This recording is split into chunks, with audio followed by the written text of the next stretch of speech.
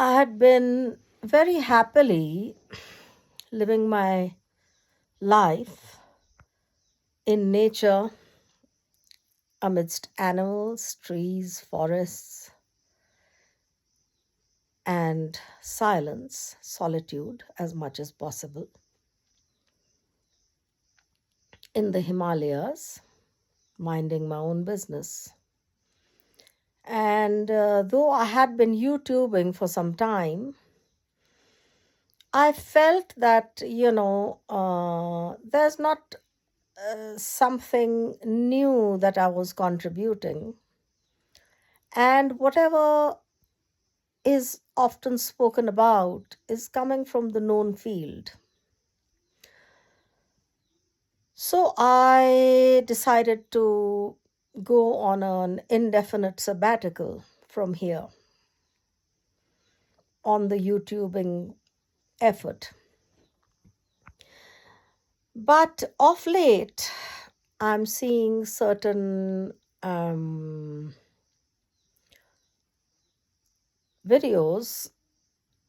uh, on YouTube or other channels which piqued my interest and compelled me to start speaking again a little bit as and when required. One video that piqued my interest was from a person called Vijeta of the Cockroach Janata Party in India. And what I found, he was basically mocking certain dharmic gurus, Indian gurus, who may be fake or charlatans, or who may be real, or who may be semi, in the way that they are also semi siddhas, which means I would say that they have certain siddhis, which means occult strengths, occult um, channels, and they also may be somewhat ego bound. Okay, and I think that we have a few of these in India and maybe elsewhere. And then there are also, I think, mystics, real mystics, and then there are uh, those hidden mystery scientists who we don't always see. And I felt that uh, he claimed to be an atheist, and he was generally mocking uh, the superstitious aspect of religion. Now, you see, in every sphere of human consciousness, there are less medium and high intelligence people. And it is the same with mystics and spiritual practitioners. There are less medium and of high intelligence. Now, the ones who really break the glass ceiling would be those who would be of a higher intelligence. And I think that we cannot tar brush everybody with the same kind of recognition. Here we need to use our own sword of Manjushri, as it is said in Buddhism, or the art of discrimination, and not lump everybody into a one size fits all category. So, this is my message for those young people who are very materially oriented and are of a scientific temperament, which is all right, but who are bludgeoning the mystery sciences into the bag of superstition. Uh, he even said energy is nothing, and I absolutely differ on that. Energy is basically what um, is read as vibration frequency. And I think it is an illiterate comment. That is one. The second video that piqued my interest was of David Icke, where he was claiming that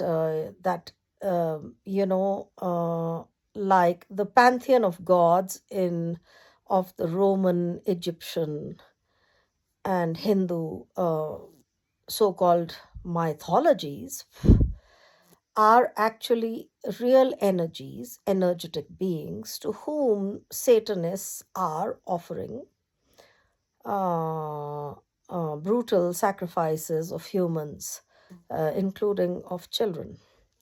Now, and he said that it is the same gods who are being prayed to since eons in different areas of the world.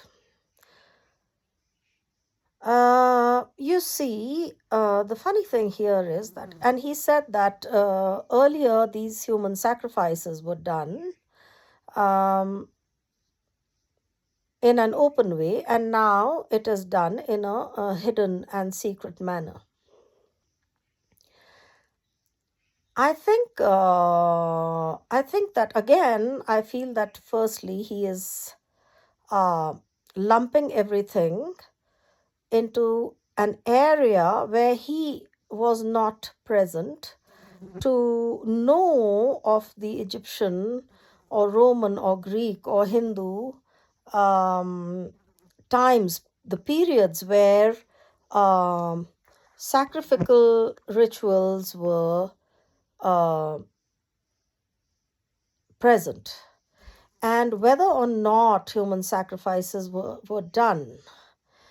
And if in certain, uh, you know, practices they were done, then I would say that it is not the energy of consciousness which is asking for that, it is the recipient energy which is translating consciousness into their own low vibrational um, frequency. It is their own um,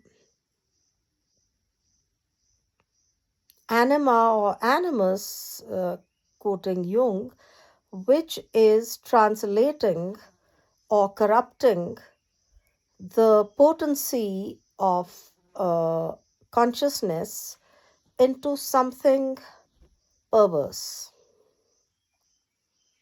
So to say that they are being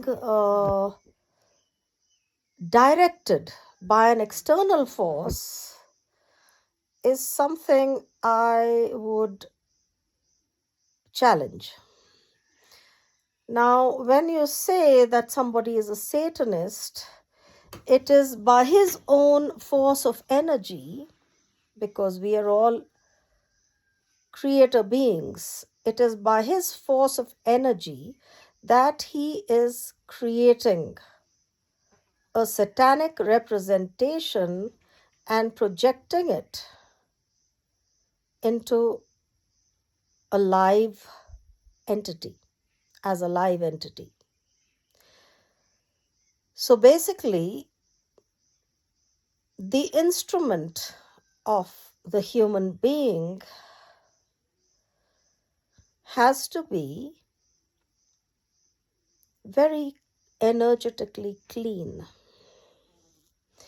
And the way to do that largely is to become free of our own carry forwards of lifetimes of conditioning and imprint, experiential imprints, so that we can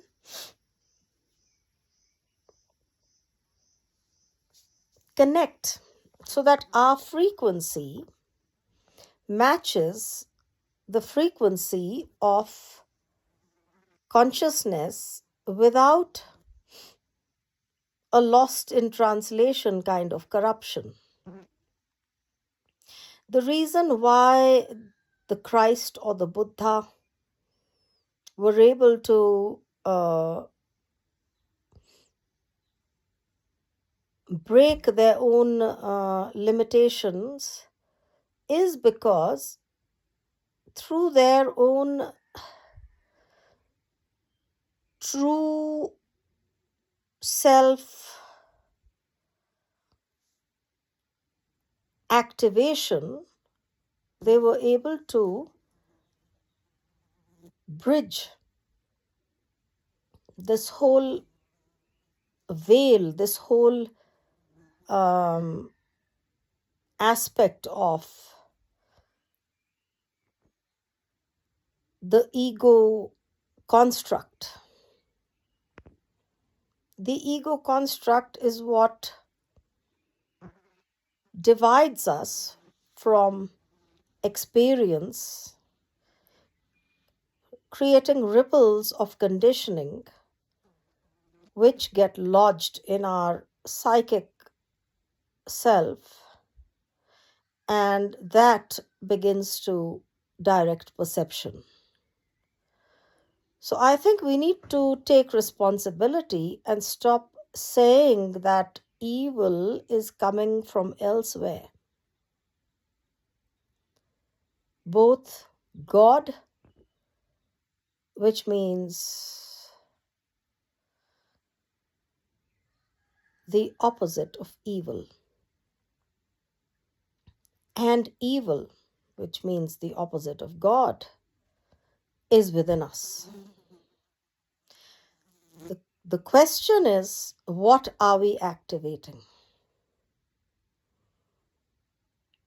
And are we alternating between the two in a cyclical, patterned manner?